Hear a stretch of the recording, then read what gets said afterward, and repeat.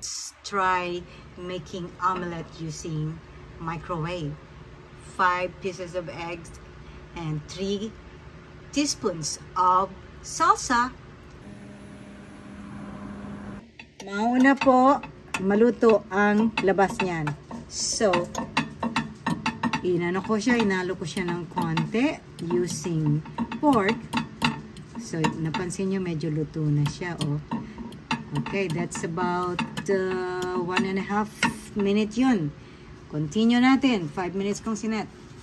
After 2 minutes and 15 seconds, look, it's almost omelet. Or you can make it like a scramble. You can eat this now, but I want to cook it in the middle. Kailangan maluto siya sa loob para sigurado tayo. 3 minutes after. OMG, look at that.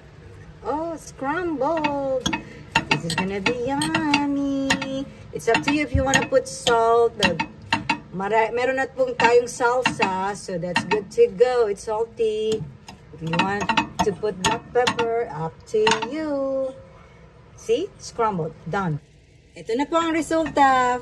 4.5 or 4 minutes and 30 seconds lang. Na-experimentuhan lang namin. Ayan na siya.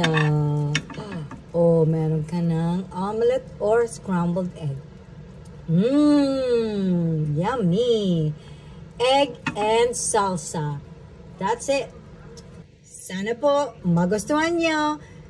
To all college students, it's easy to make omelet or scrambled egg using microwave.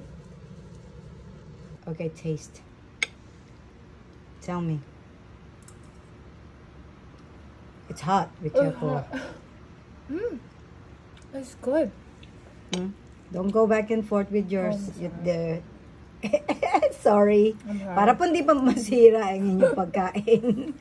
Unless na ikaw lang kakain, huwag niyo pong iulit-ulitin yung inyong kutsara. Pinapagalitan ko po ang anak ko. Pasensya na po, ano. Okay. Mahalo.